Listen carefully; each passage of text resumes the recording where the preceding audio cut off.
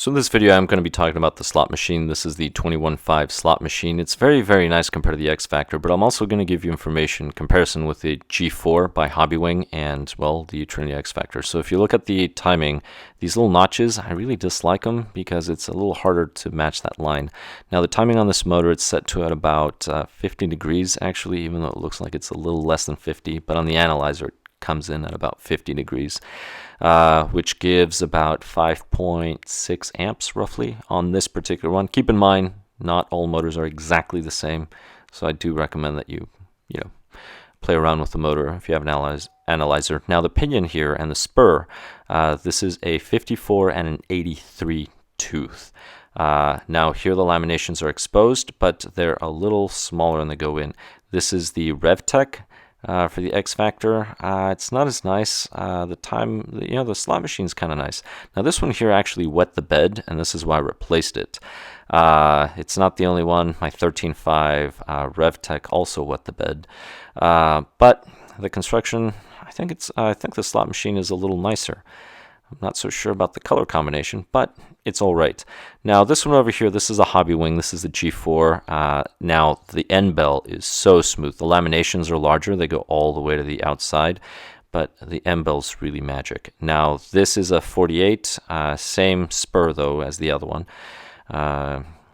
But that's the reason why I wasn't able to look at the temperature difference. Although they both run a lot cooler than the RevTech. I really don't see a reason to get the Trinity RevTech slot machine. I think is a great motor. Can't go wrong with a Hobbywing, but this one is a much nicer motor in general.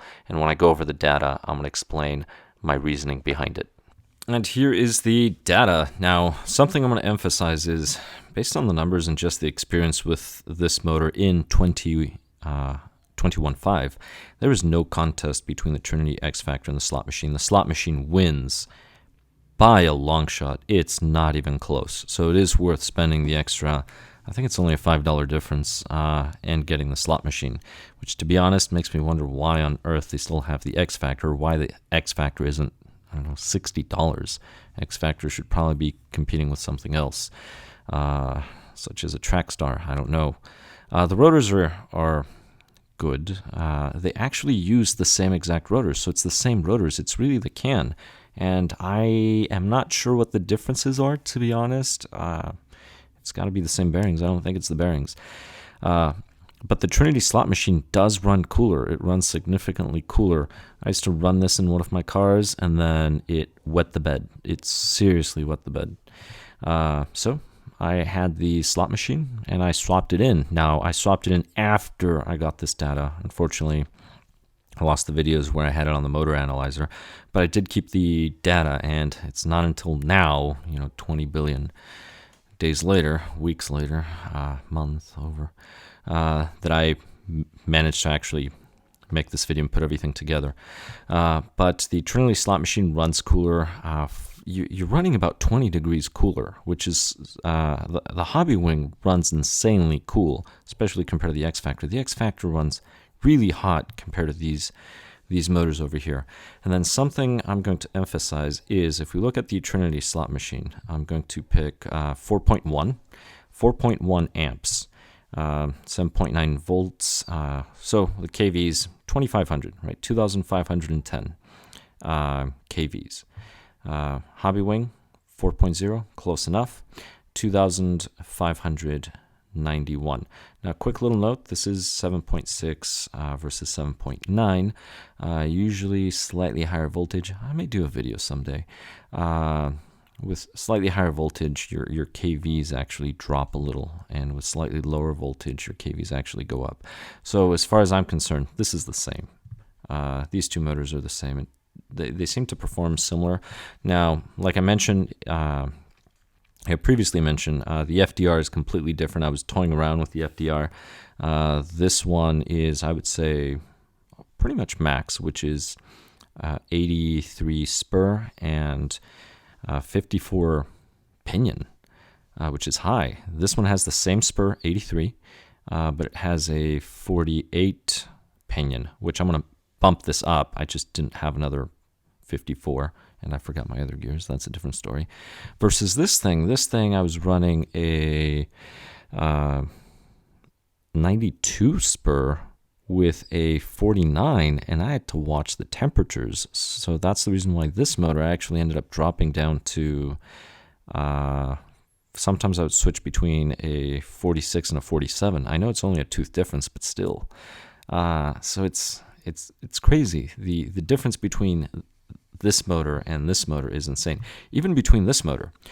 Now, let's see. Let's go over here. 4. If you look at the KVs, 2449. So this one has less KVs. And it's, like I said, they are the same rotors. So if you look at the part numbers, they're the same rotors. Now, 2 rotors are not going to be exactly the same, so that could be producing a difference. I just think that is too much of a difference really between the two. So it has to be the can. Now, I don't know what all of the differences are between the 2 cans. Next thing you know, it's just the externals that are different. I know the end bell is definitely a different design. But even if we look at the timing, see this one has a closer spread. This one over here, a little farther spread. But let's see, that's 46, 48. So this one at higher timing, less KVs versus this one. This one has more KVs at lower timing. So this is the motor I would choose from if I were looking between the 2 Trinities. I actually just bought this one just to test and put it on the analyzer. I didn't think this one would wet the bed and then I would have to swap it out, but I'm glad I did swap them out. It was definitely worth swapping out. This one, I've had a 13.5 go out, so that one went out on my short course. It wasn't there for that long, to be honest. Anyway. And then touring car, the 21.5 gave out, so I swapped it for this. Now, the Hobbywing, it's not really a fair comparison if I tell you which one of these I prefer, mainly because it's a different FDR. This one here, my times were a lot faster, but that could be because of the FDR. So right now, the slot machine I have in my USGT, as I mentioned. Now, USGT cars here, we are 1350, so that's the minimum weight, versus touring car is 1320.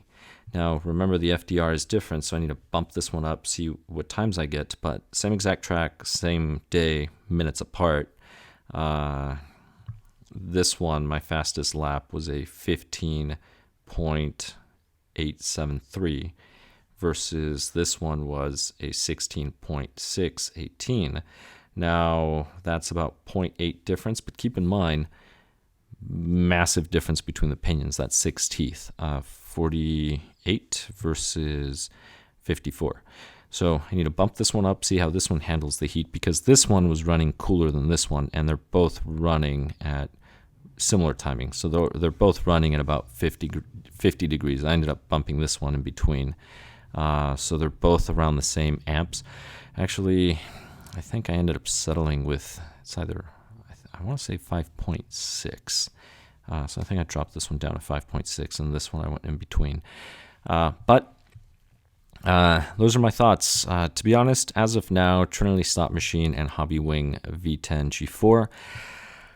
I'm not really sure which one is best. This one does have, by far, I would say, the smoothest timing bell, and the construction is much nicer. The lamination's much nicer. So this one,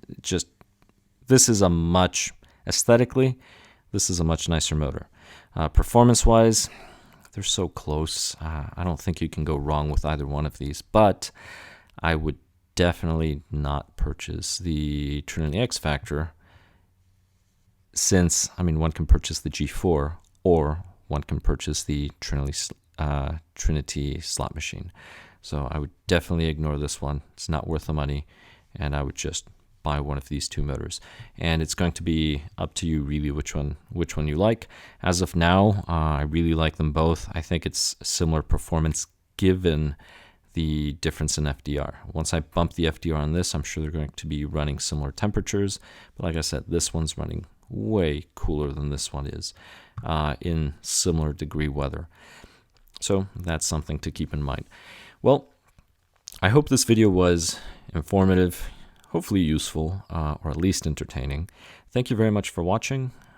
Please subscribe if you have not, and I'll catch you in the next one.